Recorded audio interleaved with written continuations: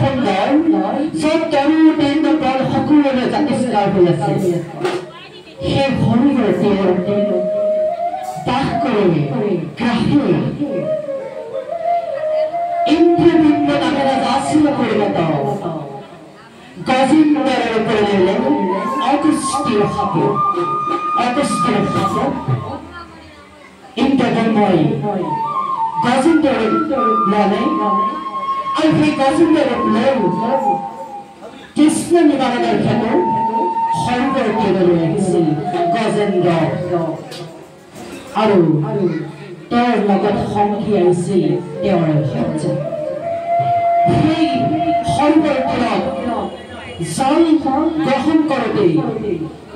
মহাক্ৰোধে আহি গজেন্দ্ৰক ধৰে গতিকে আমাৰ ৰাজত্বত যদি কোনোবাই আহি আমাক অত্যাচাৰ কৰে বা আমাৰ বস্তু খাই আমি হ'লেও বধ কৰিম গতিকে গ্ৰাহ গজেন্দ্ৰও দেখুৱাই দিছে যে গ্ৰাহৰ ৰাজত্ব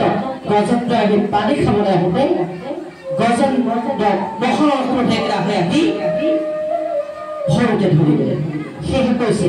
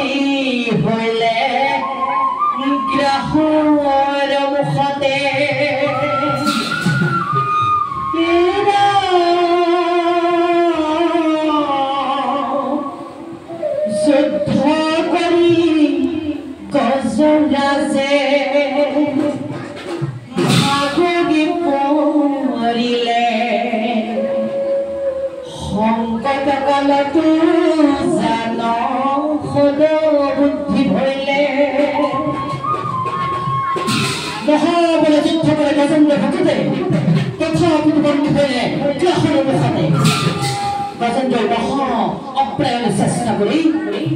গ্ৰাহৰ সৈতে যুদ্ধ কৰিছে কিন্তু তথাপিও বন্দী হল গ্ৰাহৰ মুখত সেই যুদ্ধ কৰি গজেন্দ্ৰ ভাগৰি পৰিছে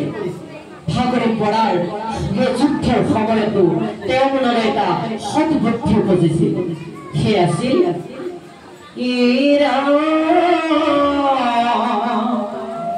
হে প্ৰভু তুমি মোৰ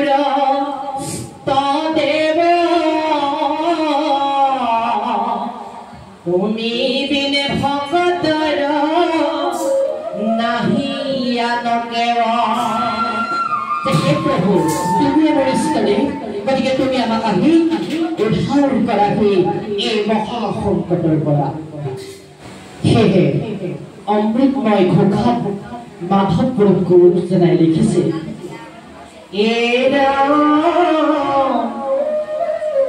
একান্ত ভকত হবে নিৰ্গুণ কৃষ্ণ ৰগুণ গাঁৱে সদা বকিয়া যথাত বৈকুণ্ঠক পৰিহৰি যোগীৰ হৃদয় এৰি থাকা হৰি সাক্ষাতে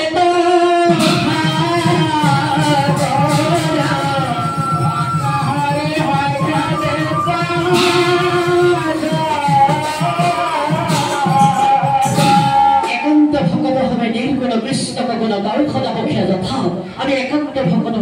যদি আমি একান্ত মনে একান্ত চিত্তে হৰিক আৰাধনা কৰোঁ যিদৰে প্ৰভু ভগৱন্তই বৈকুণ্ঠ নাথাকি গজেন্দ্ৰক মহাসংকটৰ পৰা উদ্ধাৰ কৰিলে তৎস্বৰূপে প্ৰভু ভগৱন্তয়ো আমাক উদ্ধাৰ কৰিব বাৰু আমি এতিয়া পুনৰশ্চ নামৰ মাজলৈ সোমাই যাব বিচাৰিছোঁ স্তুতি কৰি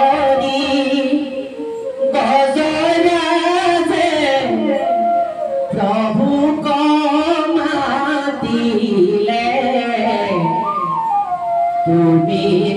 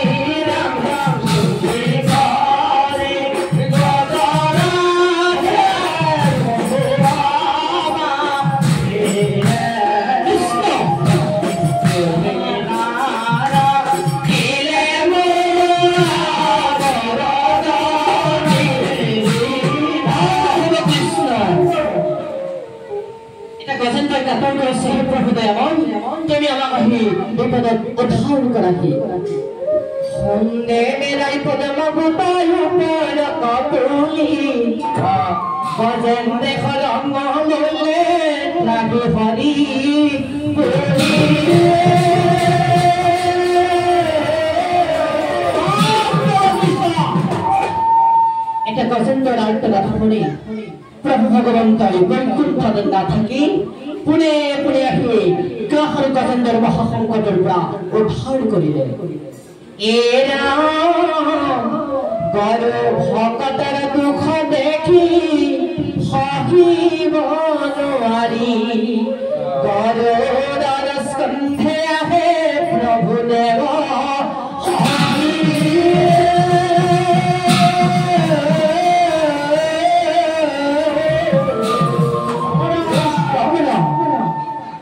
খাললৈ দুখা গাইতে ভালো